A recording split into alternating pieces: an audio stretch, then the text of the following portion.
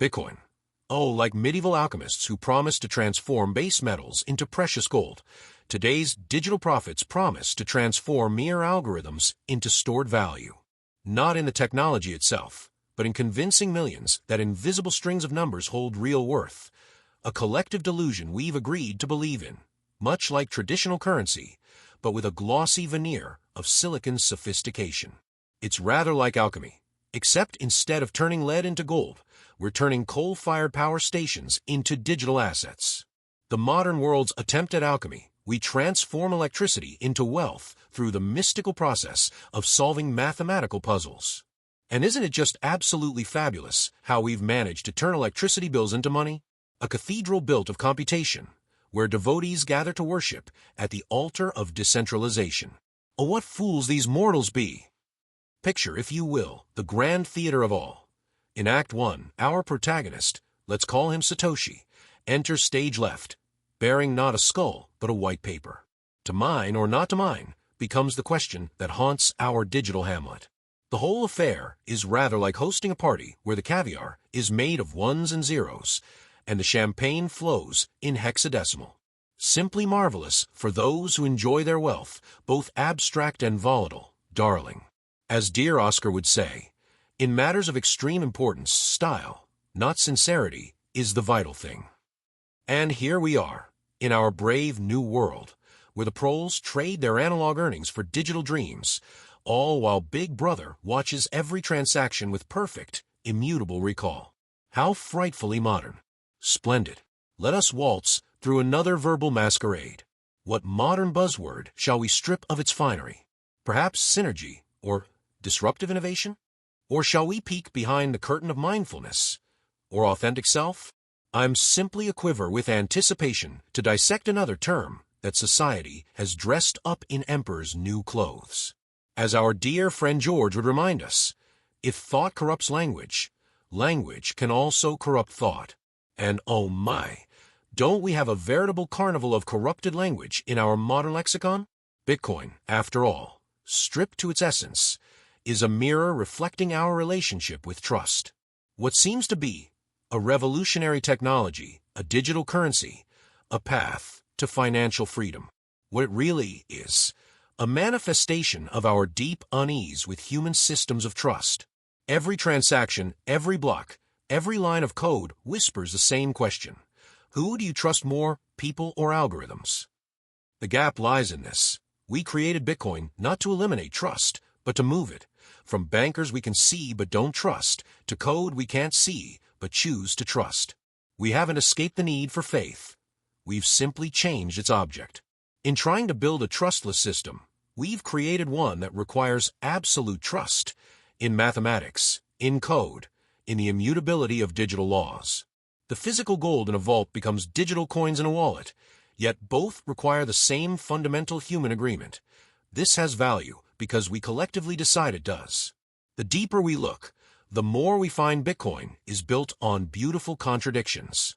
It promises freedom through the strictest constraints ever placed on a currency. Every transaction must follow unchangeable rules. Every transfer must be verified by consensus. We've replaced human discretion with mathematical certainty. But is that truly freedom, or just a more elegant cage? It offers privacy through perfect transparency. Every transaction is visible to all forever. Yet we call this anonymous because we see only numbers, not names. We're all watching each other, yet pretending we're unseen. It creates scarcity in a world of infinite digital reproduction. We've managed to make copying impossible in a medium where everything is copies.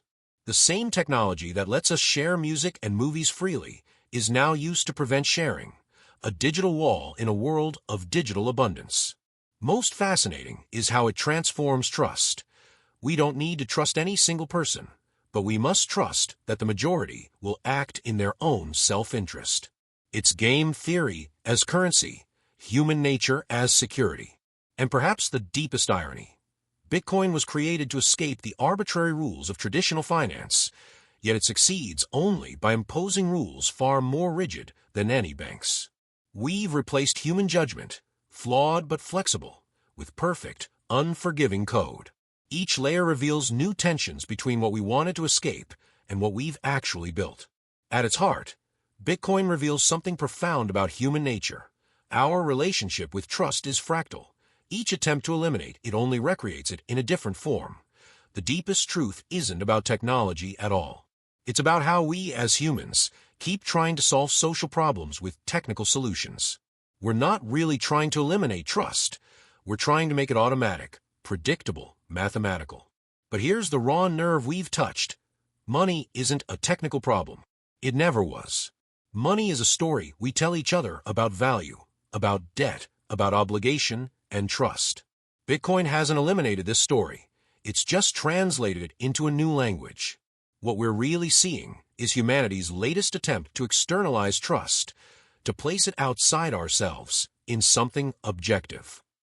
First it was gold, then it was institutions, now it's algorithms. But each time, we're really just hiding the same basic truth. At some point, someone has to trust someone else. The true innovation of Bitcoin isn't technological, it's psychological. It's shown us that trust itself is technology. Every form of money is a trust technology, a way of encoding and transmitting beliefs about value and obligation through time and space. Bitcoin's genius is not that it eliminated trust, but that it made us see trust for what it really is, a protocol humans run to cooperate at scale. At the very bottom, we find only recursion. Bitcoin is backed by computing power. Computing power is backed by electricity. Electricity is backed by money. Money is backed by trust. Trust is backed by belief. Belief is backed by belief. We've reached the void at the heart of all value, the infinite regression of worth. Every form of money, from seashells to satellites, ultimately rests on nothing but shared belief. Bitcoin didn't solve this. It just made it impossible to ignore. The vertigo you feel looking into this abyss.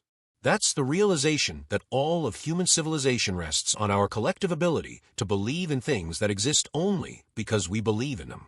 Money is a dream we're all having together. Bitcoin just moved that dream into digital space.